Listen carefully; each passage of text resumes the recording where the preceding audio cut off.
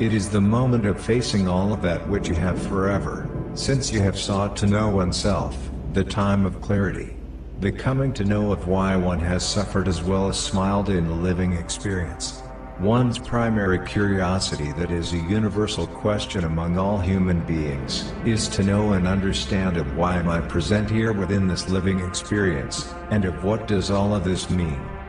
1. Having not the conscious consent to offer themselves to this life as if it was a precondition, in most, even without the admission, would have never taken the offered privilege of venturing because of the designed plight of having to go through the suffering storms of pain and sorrows, for the sake of the fundamental question being finally revealed. The war against all upon an individual is coming. It is the time of which the war will take place upon the planet, and that will involve all of humanity as a whole, as well as upon individuality. It is the dark storm which is leading all into the true sun, and which will shine upon everyone, as what was mentioned in the previous installment. One will find that, before the healing is complete, one will and must suffer the anger of the time of the darkness of oneself. From coming to realize this and understand the importance of this most profound part of the healing journey, many matters of the mind and heart must be understood precisely. If not, then the healing in its completeness will not take place inside of the human being. This reveals another internal time of when, before the healing is complete, one is faced with a time of which a choice has to be made during the time of great anger and rage, and therefore, a time of turmoil of which a final decision will be made in terms of one's state of immortality. This speaks of the time of when one is within their most tremendous and dangerous state of intellectual and emotional duality, as both dual states are in a warfare of their efforts to convince the host of the betterment of the soul. It is the darkness and its given vitality of existing as a necessity, and its powerful state of guidance and persuasion, while the light of the inner sun is reflecting all of the moment into the darkness, seeking to show the struggling host the way out of the darkness, and into the light of truth. The truth that implies the fulfillment of one's living purpose from the beginning, of when one first known themselves to be a living human being, unto the present moment of when one will finally come to know who they are, what they are, and why they were destined to be a part of the life journey personally, individually, as well as for the betterment of every other living human being. Every living human being is designed to face this same challenge of coming to know and understand. This is the fundamental, universal design.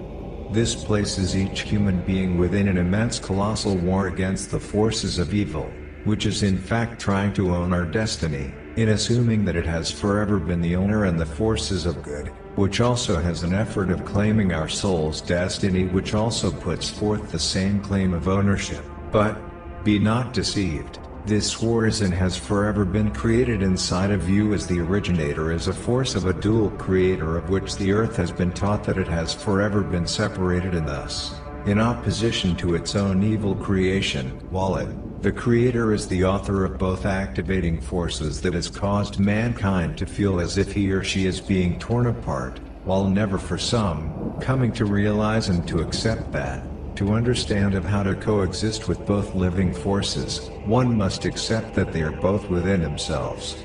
The journey towards liberation and peace is the willingness to embrace the relation of them both, as a vital part of one. Where there brings identity of one, the other must exist. The great war begins as the earth is again filled with the violence of mankind upon every level of the mentality of the world. This is mankind's second falling.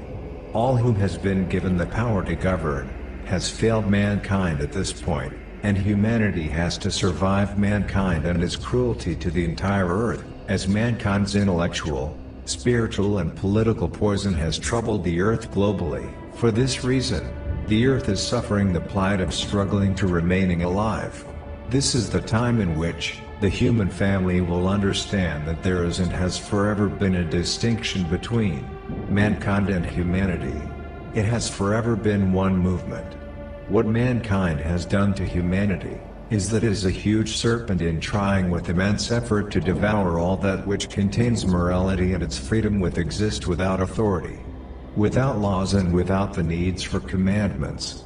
It has been mankind and his acts against humanity which has produced the necessity of the laws and the commandments for him to be governed in his immoral behavior against his own will. He has to be burdened with commandments, laws enforced upon him for he to learn of how to respond adequately for his own betterment. He is in time, lost himself, of himself. Righteousness was already fulfilled inside of the human being. It is this mind and actions that is asserted to be heaven within. Had the human being continued to be humane, there would have never been a need for the laws or the commandments. It is plain that the environment shaped the mentality which led to the actions of immorality, which gave birth to the laws and the commandments and have caused mankind to be a liar and an animal which gives birth to hypocrisy. It has locked him and her into a state of being which after so many centuries, have been conditioned into a normality, even within its immoralities. All of which has been titled, as the commonalities of existence. There is a time. One is walking into a huge Roman-designed temple upon a mountain after he has fought his way through a very intense war with other warriors at the foot of the mountain. His sword still in his hand and within his mind. He enters the temple, and sees a huge hallway with pillars upon both sides, and a large double door at the end of the hallway which sits in between two other hallways going right and left. He walks down the middle of the pillars looking around and notices that each pillar has a name graved into a plague.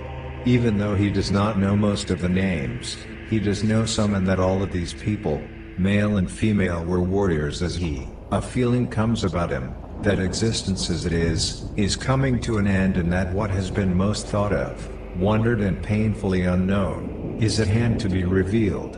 He walks to the end of the hallway and approaches the huge brown double doors. Above on the side of the doors are two lit torches on each sides, and there sits a demonic-looking figure, with burning red eyes. Its eyes are trying to transmit a signal to the mind for him to venture through the doors. He looks the demon in its eyes, and notices and could read a sense of fear in the demon. He decides not to venture through the doors, but he turns left and into another hallway, very much similar to the previous one, but more with a mist of dust in the environment as if there was a battle that is not too long had taken place. He walks to the end of the hallway which had no door, and after the last set of pillars, he looks to the left and sees a statue of a powerful-looking man, sitting upon a throne chair as a king, with his head down and hands rested upon the armrest of the throne seat. He stares at the statue, very humbly in a childlike sense of curiosity. He noticed that the statue implied that the man was exhausted, but not defeated because he still sat upon his throne.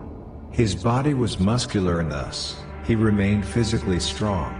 Suddenly, a voice of a woman is heard. He looks to the right of him, and there stands a pearly-faced woman, wearing a dark gray cloak with a hood. She points to the statue.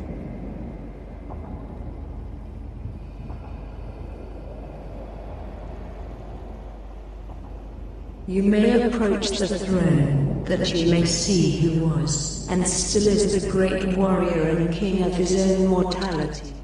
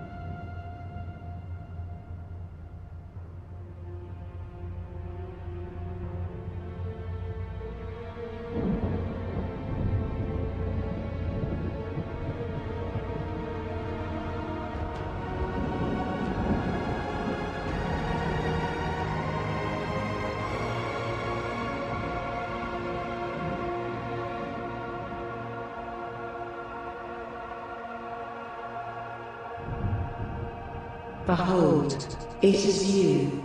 The battle that you survived beyond these walls has forever been the war which you have suffered within. The war which you have fought, all of your existing has always been with yourself.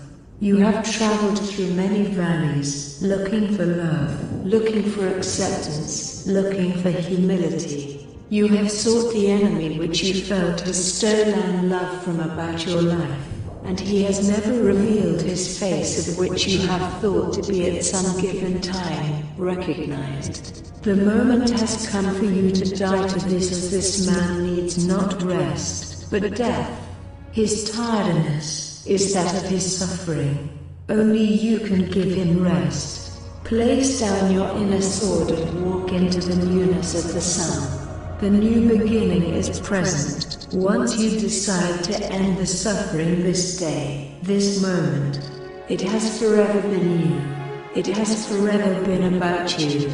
You know and understand this now. I serve no other further purpose than to tell you that which you have forever known, but was too in turmoil to embrace. All around you is a dwelling which is waiting for the death, so that you will be able to embrace the sun.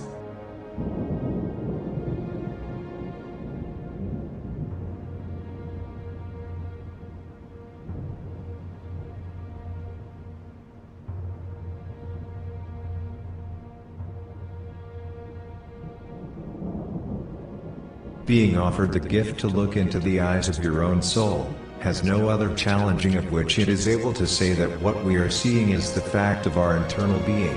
The sword that is being carried is a representation of not only our warrior spirit, but also our pains and sorrows which in one time must be placed to the core of the earth. No true warrior is destined to have to carry the sword in his or her hand for eternity. With each warrior, there is a time ordained of when the sword has to be put down, and that in truth is the beginning of the freedom from within which will bring restoration, and an ending to the war with himself and herself. The temple tumbles to the earth as the warriors walks out. The flames of misery, anger and rage has crumbled at the choice of embracing the new. There is no devil which is that whom has caused your world to be shaken. It will always be of the conscious decisions of every living human being upon this beautiful earth, despite our correspondence of one another considered righteous or unrighteous. Continue to move forwards and into the sacred, that it may be revealed to you as the new state of being, that we all may live in freedom and no longer at war with one another, because we are no longer at war with ourselves.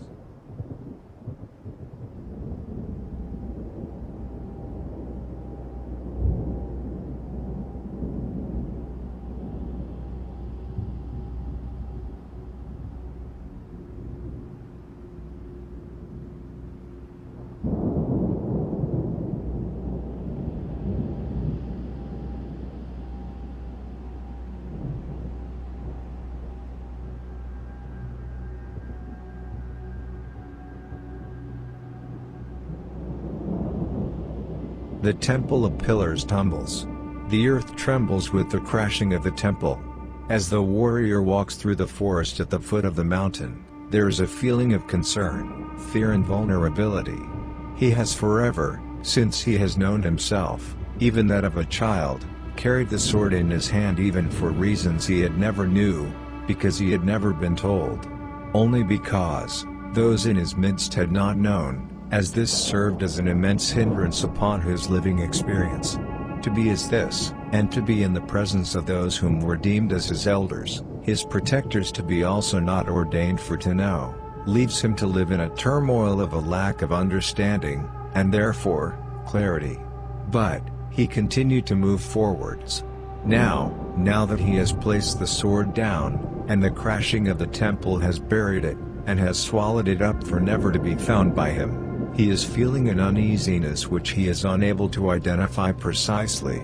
He is made to feel foreboding, which within itself produces a feeling of being afraid as a child.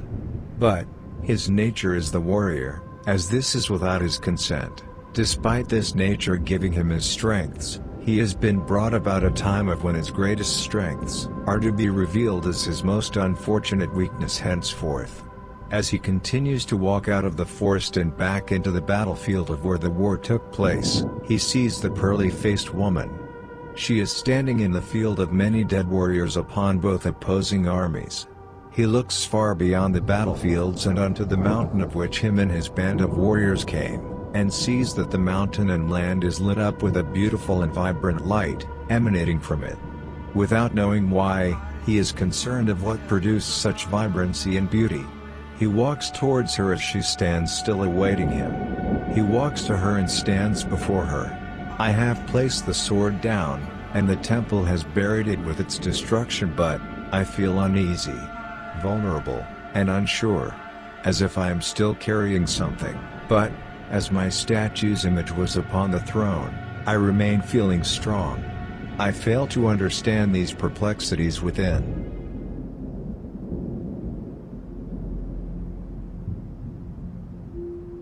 You have placed upon the earth the physical sword.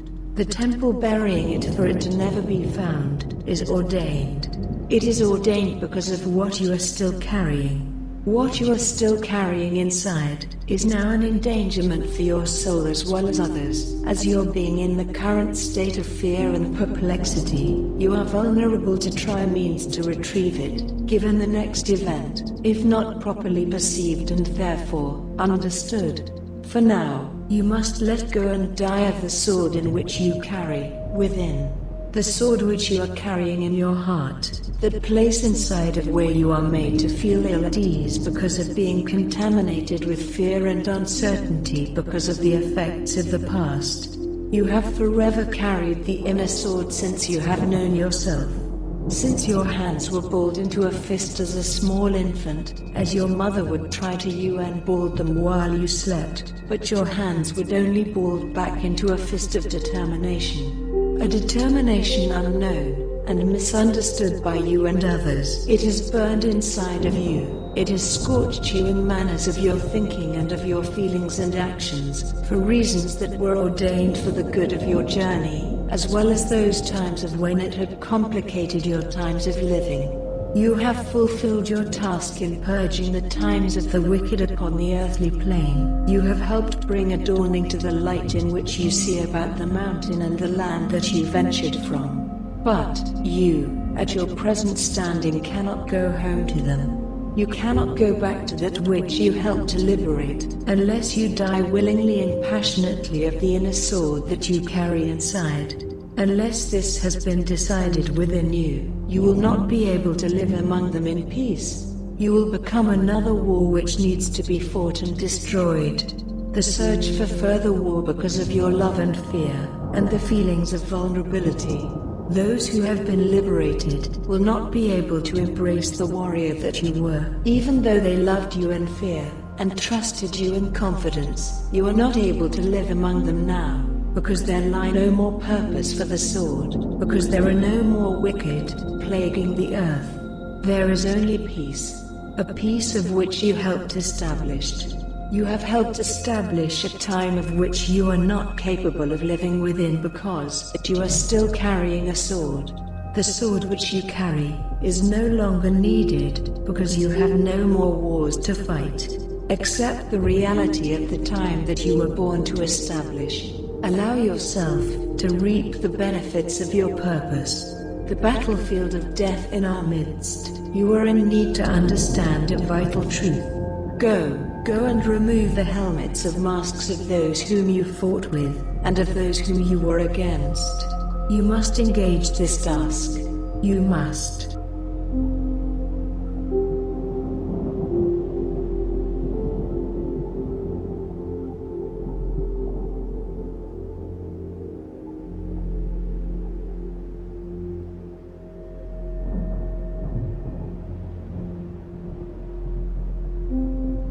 He turns and walks into the battlefield of dead warriors. He removed the helmet of some of the warriors that fought with him. He sees his face.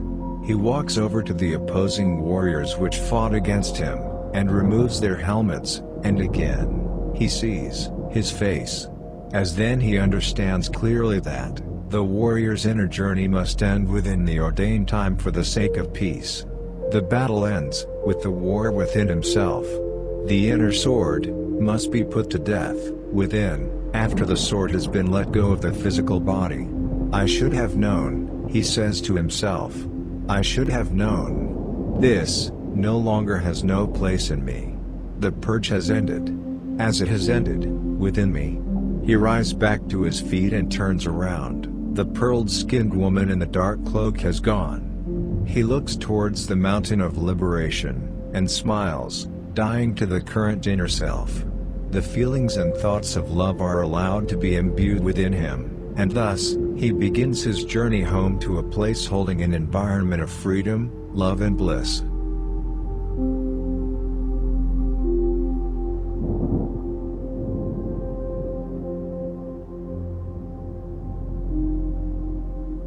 It is vital to know, of every man, of every woman who are ordained to be the warriors of this earth's appointed purging, that there is a time of when the inner sword must be allowed to die within, for the sake of being able to live inside of a new world of liberated human beings, a new earth, that you have been ordained to help establish, by the zeal of your previous state of being, that was created and used upon the old earth that was suffering the plight of a harsh and cruel society and decadent manner of living, designed by a cruel government system.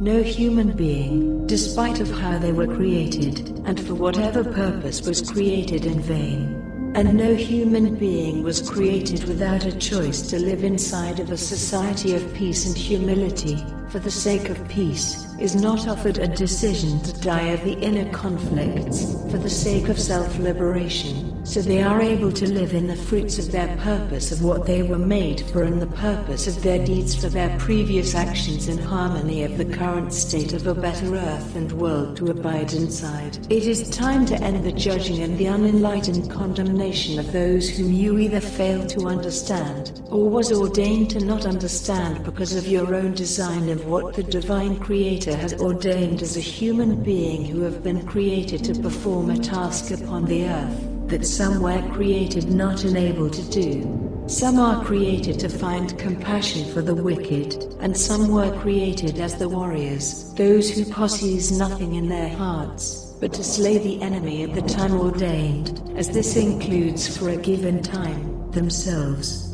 All is sacred until it is made to be known. As it is ordained to be made known, it is destined to be of the new.